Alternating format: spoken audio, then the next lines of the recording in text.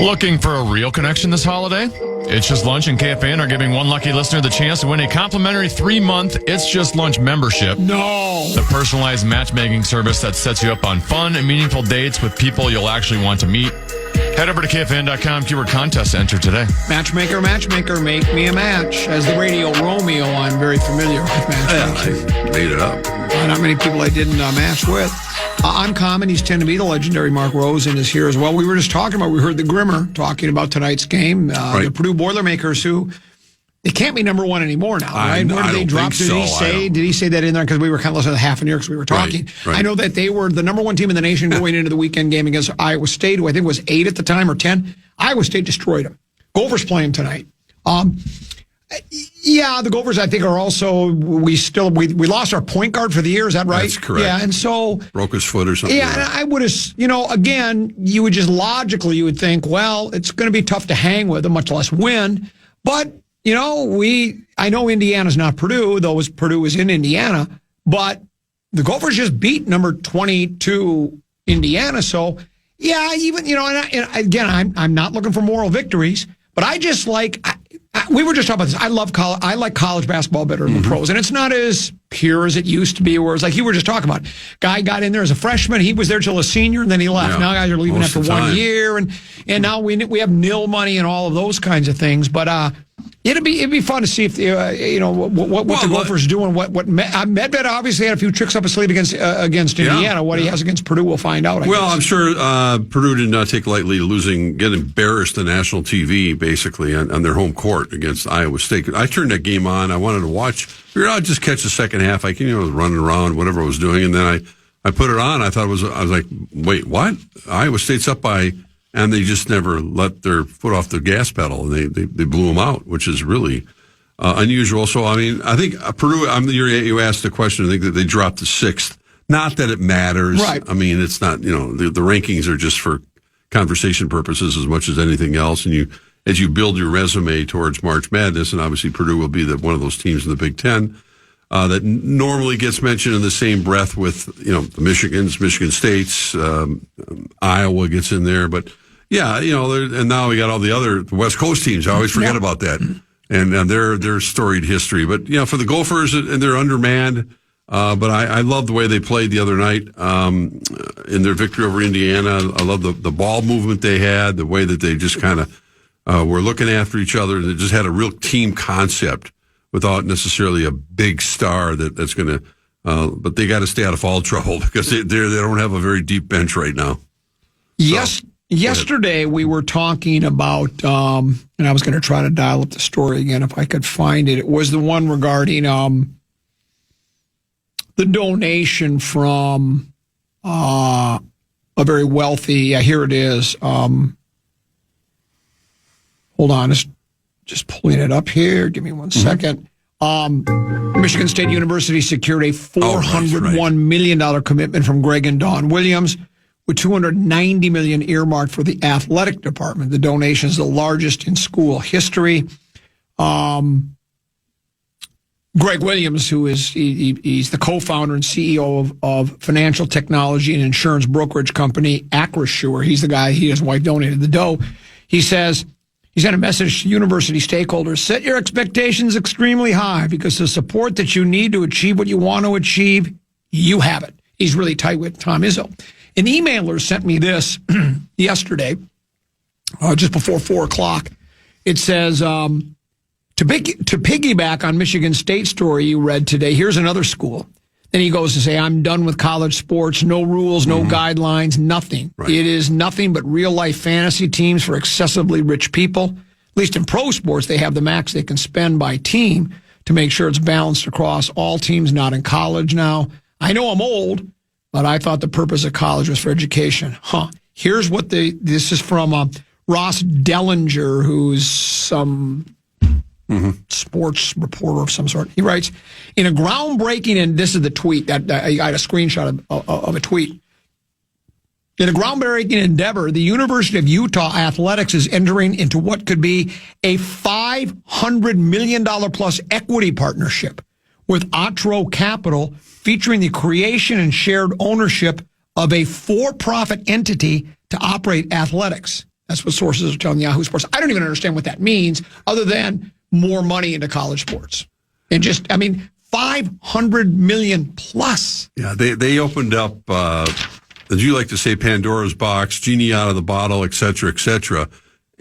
And I don't think anyone realized how quickly this is happening, and what's the bottom line? Well, it's apparently endless. It's bottomless when it comes to companies. Imagine here in Minnesota, with all our Fortune 500 companies, if 3M, Cargill, General Mills, one of those companies decided to say, you know what, we're going to put $500 million towards the Gopher athletic department.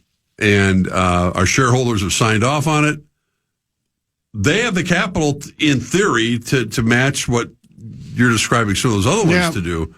But, I mean, that day I don't think will ever come. I mean, there could be some smaller contributions. But right. As I talked about the other day, many of the people who are in charge of those big companies in Minnesota have loyalties in college to the college that they went to, and it wasn't Minnesota necessarily. So, I mean, if they're going to donate money, more than likely it's going to go elsewhere. But that, I don't know. You think there's going to be some guardrails up there at some point? The money is obscene. I think a lot of people are, I'm sure, not involved with athletics are going, you could put that money towards a lot better causes than filling the coffers of Tennessee's checking account, for instance. It's down to about, did you tell me it was down to $65,000? Yeah, it's down to $65,000. I was going to say that Tennessee would like to have some of that money. That's nice. A better cause. Yeah, that would be very nice. No. So I don't know. I mean, you're right. It started out, innocently enough, there's going to be some, legislation to kind of protect some of this stuff. Now it's just,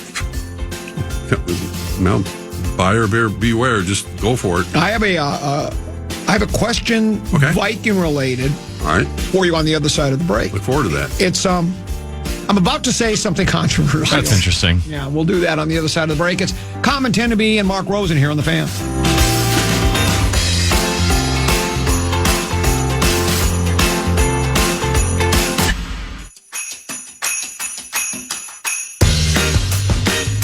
Hey, Rubes, this football season, Bell Bank is giving one KFAN listener each week $1,000 to pay it forward to a charity of their choice. Just head over to KFAN.com, keyword contest to learn more and enter today. That's KFAN.com, keyword contest.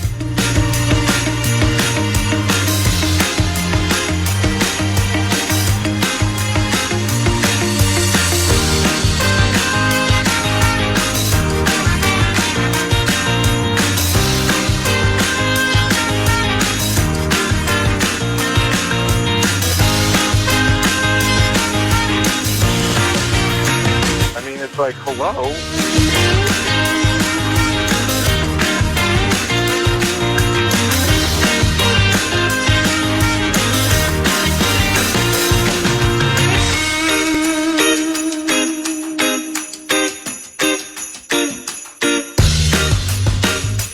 So way back in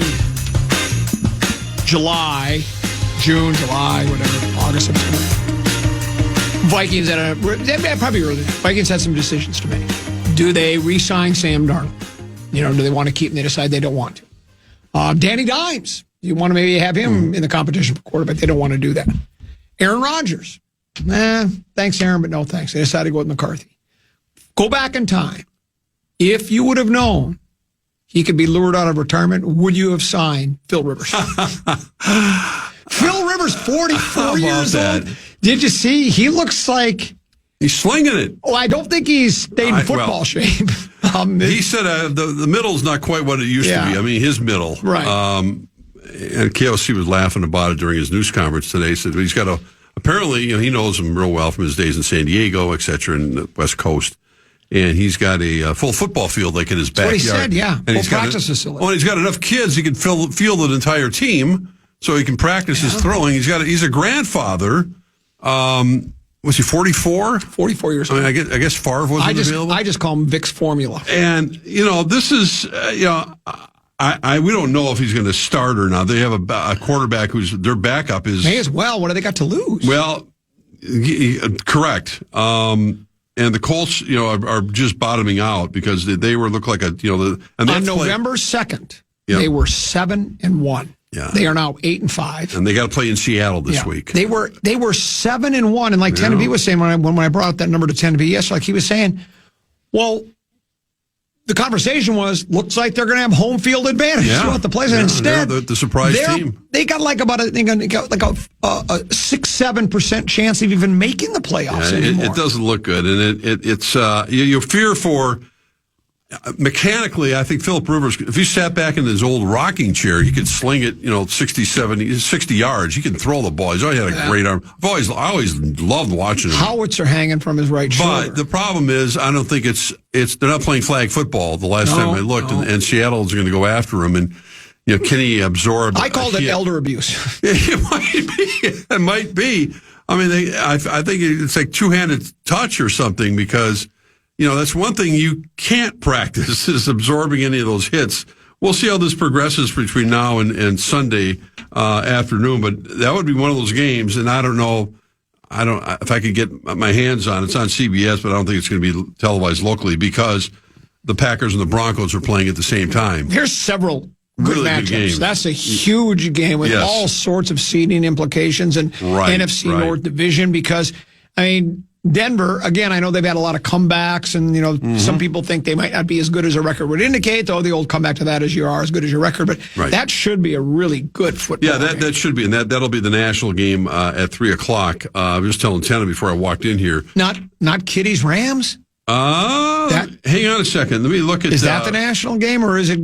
I bet it would be. That's on Fox. I bet it would be Green Bay, Denver. Well, depending on what market. Packers Broncos is on CBS. Lions Rams on Fox. So I don't know.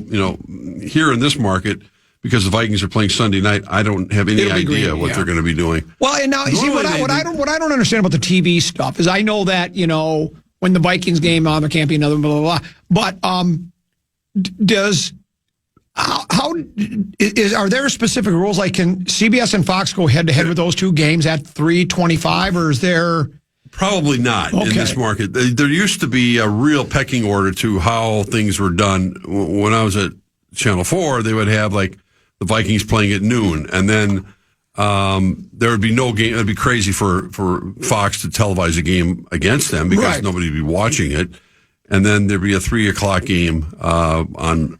Either if it was a CBS doubleheader day, then they would have it. If it was a Fox, they'd have it.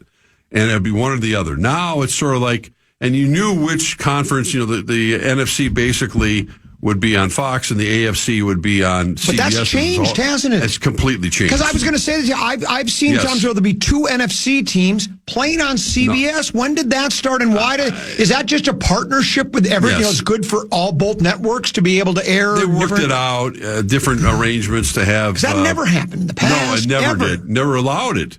And now, for instance, the Christmas Day game against the Kitties is on Netflix, but CBS is televising it here locally. It's not. It's Netflix nationally, and if you're not in this market, the only place you can watch it is on Netflix. Okay, right. But here in town, you'll be able to watch. Okay, right. You can watch the game on CBS, as it turns out. I think this. Well, that's smart for the NFL.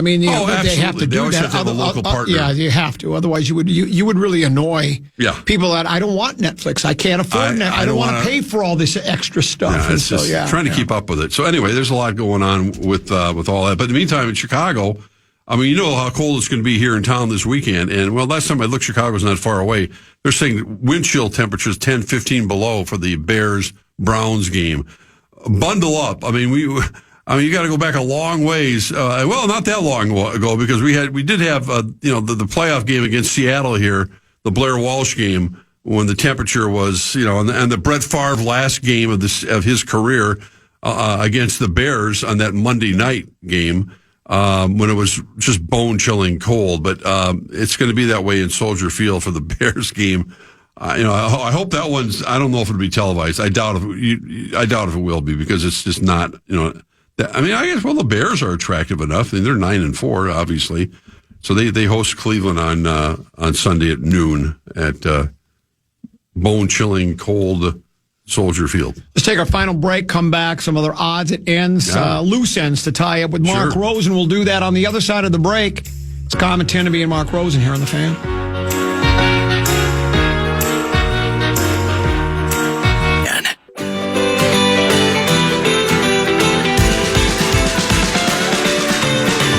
Want to chime in on what's happening with your favorite KFAN program? Make your voice heard on the Bradshaw and Bryan text line. Let us know what you have to say by texting your message to 64686. That's 64686. Standard message and data rates apply. I think it's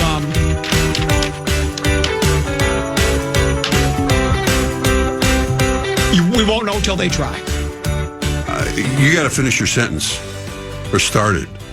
We won't know if the Wolves can be Oklahoma City until we see them actually try. Well, they did for 48 minutes. I'm talking about for 48 minutes. Well, they played a really good game against them for almost 48 minutes when they lost in OKC. Well, then why don't they do that every game? Well, OKC is. Well, we just showed them out there. Best defense in pro basketball. They play with a poise, a professionalism, and a polish. Well, they are a cut above every team. It's not just the Timberwolves. There's not another team. They're going to win they're going to beat the Golden State Warriors record of. Are you 73. saying that we may as well just give them the crown now? Yes, and start? Pretty much.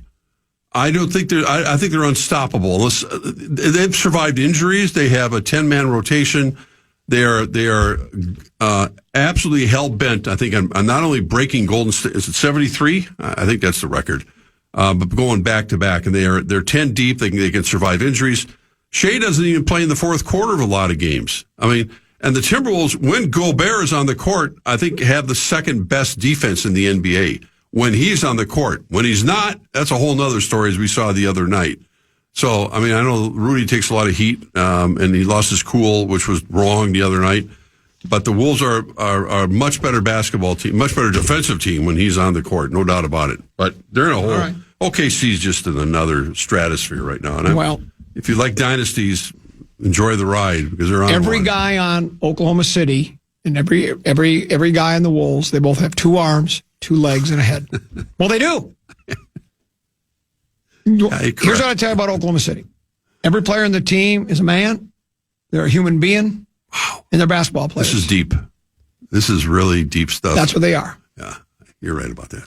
I'm going to give you a description that I'm reading from a first paragraph of an Associated Press sports story. Sure. Kennedy, you can weigh in on this as well. Tell me the name of the athlete that is being described. Okay. It's 3 sentences in the first paragraph. 12 more pounds of muscle, equipment dialed in, a new superstar coach. Who am I talking What sport? He's not saying any sport. Repeat that again now. The criteria again. 12 more pounds of muscle, equipment dialed in, a new superstar coach. Wow. They're talking about a specific athlete. Who is that athlete they're talking about? A new superstar coach. Yeah, that's the one that's, well, all of them throwing me off a little bit. I have no idea. Royce Lewis. No. Yeah, that could have been because that's. I'll give you one more clue. This person is one of us. Oh. One of us. Not meaning that they're on the our team now, but they're from the state of Minnesota. Okay, I understand. Chet Holmgren. No, he shouldn't have a new coach. No, he doesn't have a new coach. 12 more pounds of muscle, equipment dialed in, new superstar coach. A new equipment dialed in. That means probably football. I don't know what other equipment would matter. What's that? She's a woman. Oh, she would be a woman, yeah. Okay. It's a woman. Narrows it down a little bit. Paige Beckers? I don't know. 41-year-old Lindsey Vonn. Feeling better and more powerful than ever. Way to go, Lindsey. Says at age 41, Lindsey Vonn is feeling more powerful than she has in years. So powerful that she already pulled away from the field in the very first official downhill training session of the season. Next up, Vonn will get her Olympic racing season underway this weekend with 2 World Cup downhills in a Super G in St. Moritz, Switzerland. Here's what she said.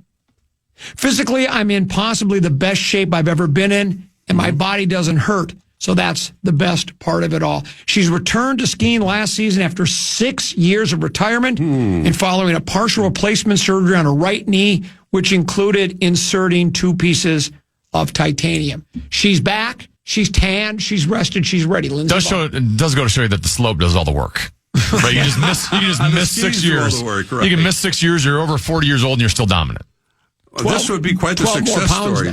12 more pounds of muscle. Well, she's got muscle. Oh, she's always had that. Yeah, but this is 12 more. Right. This is saying she's stronger than she's ever been. Well, She's got a superstar coach. And she's got the mindset of Is she understanding. the best athlete ever to come out of the state of Minnesota? You could make that argument. And you can go ahead and roll your eyes and start talking I'm about not rolling my eyes. Kevin McHale and this guy and that guy and all these different people that have come out of the state of Minnesota. A bunch of other women athletes, including Patty Berg. Yeah. Or the cross-country skier from Diggins. Yeah, Diggins. Jesse. Yeah. Well, this would be quite a story if she not only qualifies but manages to get herself on. Yeah, get herself on the U.S. Olympic ski team, downhill ski team, and to see her come back at that age is unheard of. I think in any capacity, and to compete at that highest level. But I mean, I'm sure her technique, like you said, coaching has a lot to do with it, and the mindset. And she survived a lot. There's no reason why. I think at 41, she's going to be an inspiration. She already is an inspiration for a lot of people. 43 downhill wins and 28 Super G victories are both World Cup records among men and women. Mm-hmm. Her 82 World Cup victories are third all-time behind American teammate Michaela Schifrin, 104, and retired Swedish great Ingemar Johansson, who was once the heavyweight champ of the world. No, Ingemar Stenmark. Johansson was 86. He fought Floyd Patterson. That's exactly right. And it all started here at Buck Hill. Yeah. For Lindsay. No. It's Trollhagen. You got your... Trollhagen? Yeah, you got your ski resorts mixed up. It was Trollhagen.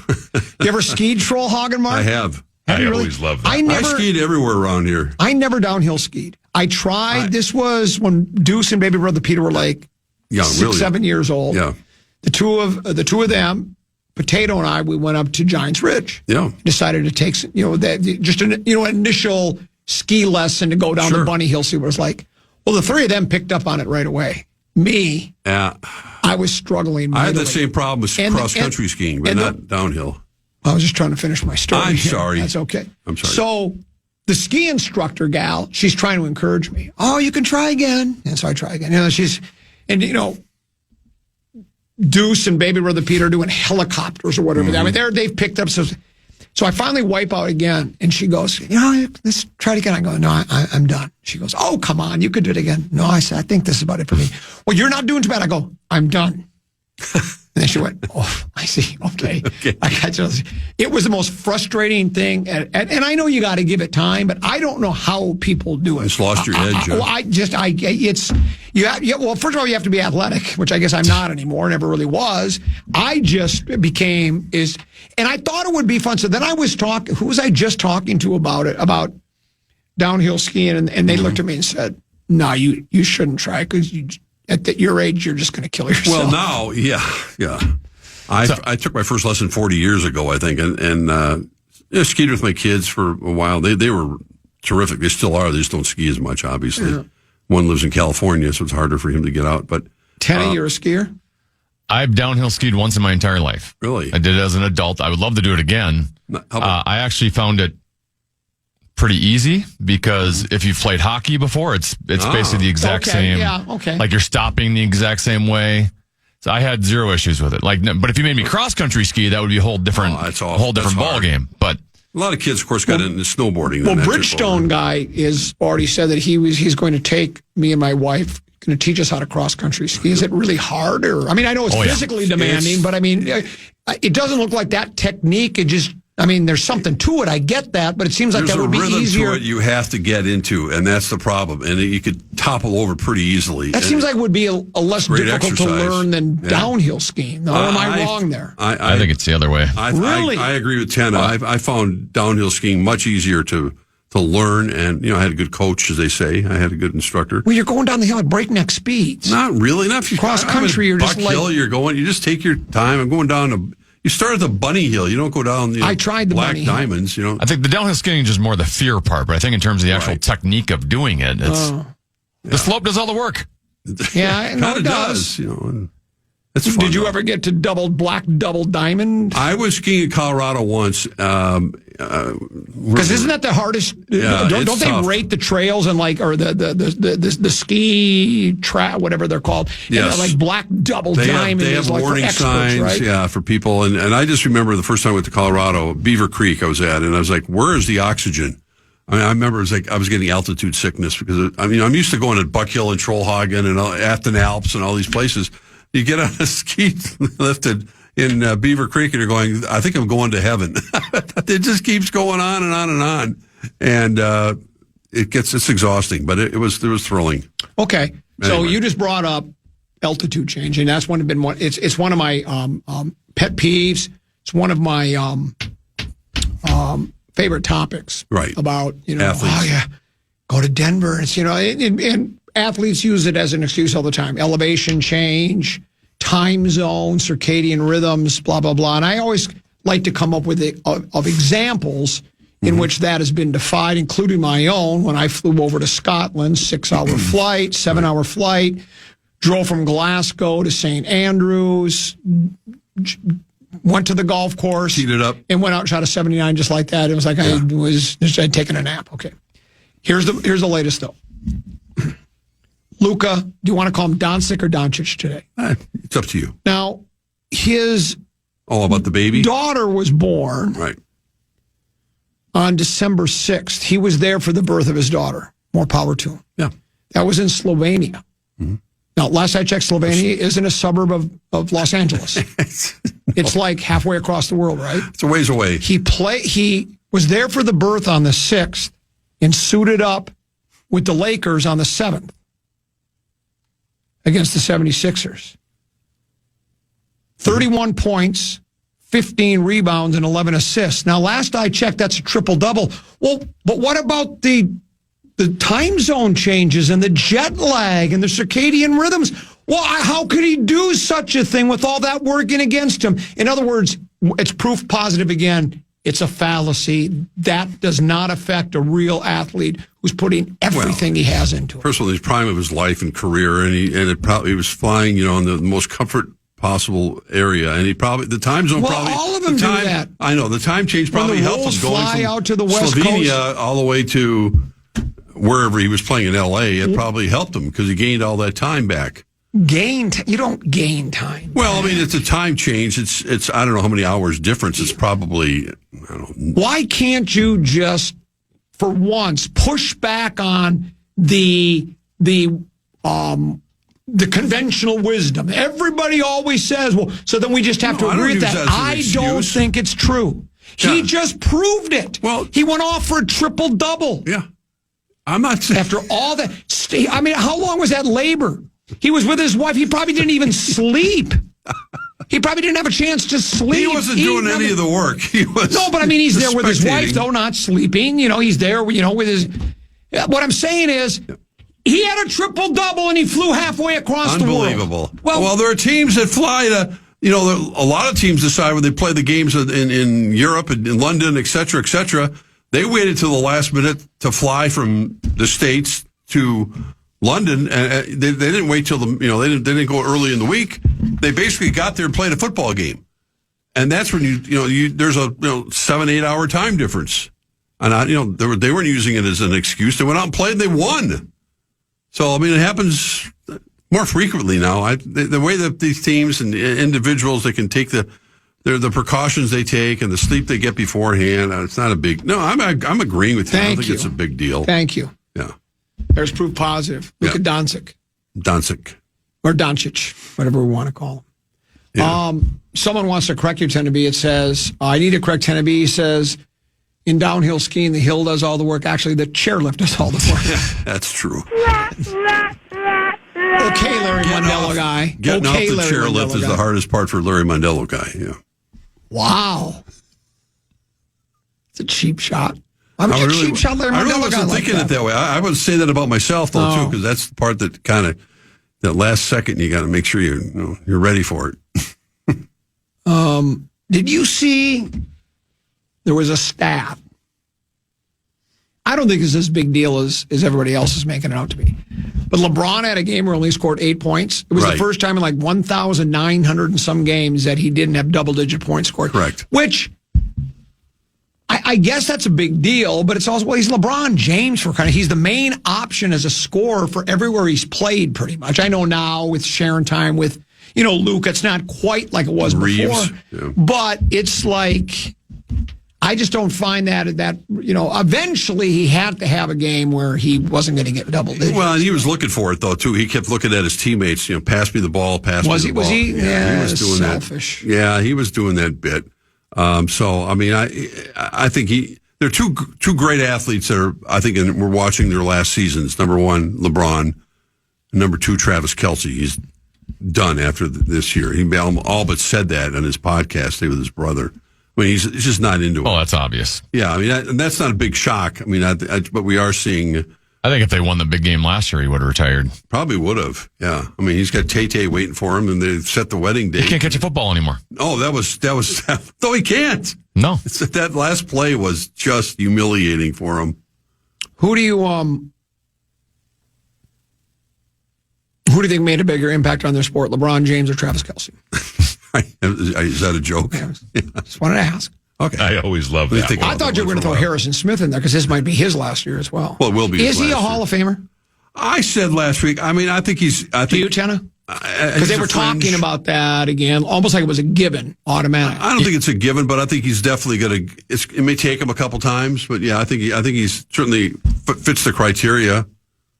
He's got a really good chance at it at that position. He's in the neighborhood. I'm not sure. I would say, like, from an eye test standpoint, I'd be like, I don't know if he's a sure thing Hall of Famer, but there's other safeties in the Hall of Fame that he has numbers that are on par with or even surpassing. Yes. So, yeah, I would agree with that. I think that's. If you want to just go by numbers, I think you're spot on. But that's also like why guys like Eli Manning get in just based off of numbers. I'm like, well, Eli Manning should be a Hall of Famer. Yeah, I know you and I. He was never like a top 10 quarterback in his run. No. Yeah. Well, and you and I think I think I might be in the vast minority there because you and I have talked about this before. And we're on different edges. I think if you're the quarterback and you win 2 big games, that means still that, is it all just numbers for every year where your, completion percentage, or is it do you get the most out of your team and do you win games? Do you win championships? Everyone has different criteria for that. Yeah. Because sometimes I think people get caught up in the numbers. Just like with fantasy football. Right. Guy will get signed by a team. I remember there were people when I said, when Montgomery got signed by Detroit, I said, this is a great pickup for Detroit. And people said, he's not that good. Because they're looking at, well, he doesn't score a lot of tutties and get a lot of, but he blocks. He's a great all-around player. Yeah, he does so many different things.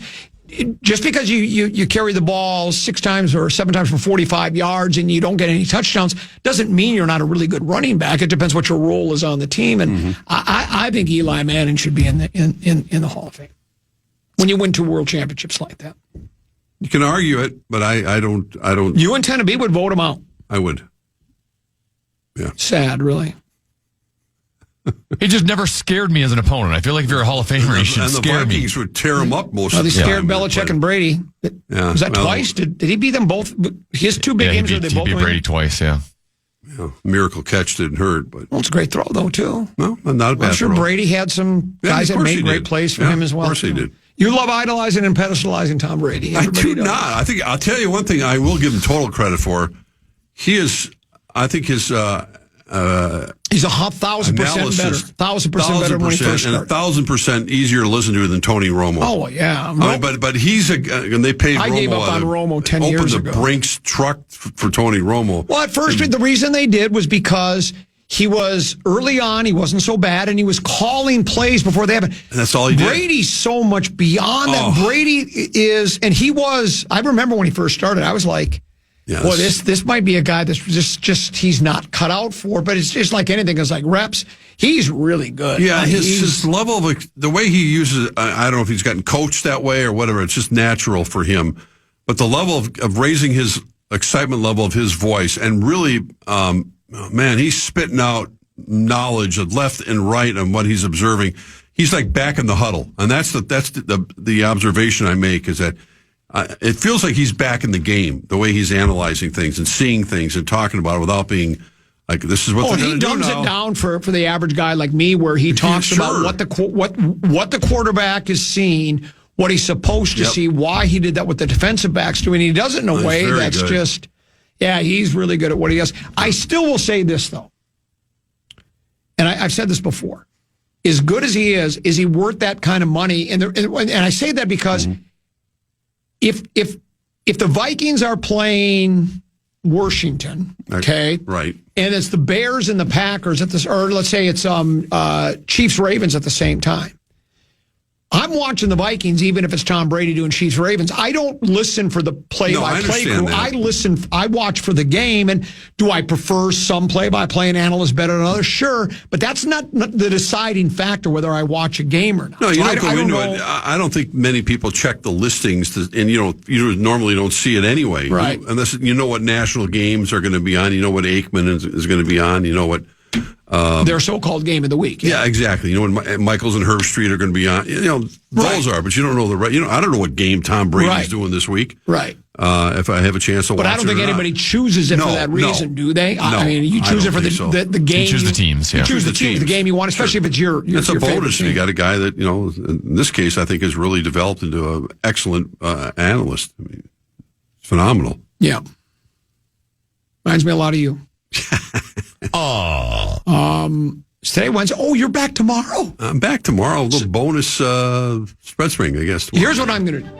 I'm going to go out on a limb. I'm about to say something controversial. That's interesting. I'm not predicting a Goldberg victory, but I think I just have this sneaking, or maybe it's just I want them to. Maybe it's just. I think the want is probably maybe more. the want is. But I think they're going to hang with Purdue and put a real scare in them. I'd love to see it. Yeah, I would too. I'd love to see it. Tough bargain. I love tonight. college. What time is that game? 6. It's 6 o'clock. That's Early perfect because then I won't fall asleep on the couch. We'll see you tomorrow at 2. 1:30. You can hear that game right here on the Fan. Oh, you can. Yeah, Sweet. Mike Grimm. 1:30. Yes, sir. Tomorrow for Spread Swing. Teddy, thanks for having me. Hey, great job. You as well. We sincerely enjoyed visiting with you today. We'll talk to you tomorrow at 12 noon. Stick around. Big Take at JG. They are next. Right here on the Fan. Good night. Good morning. Good afternoon. And good night, Minnesota. And good night, folks. And good night, Mrs. Calabash. Wherever you are. I'm a fraud. Yes. Listen back to any of Common Man's programs by podcasting on the iHeartRadio app or KFAN.com.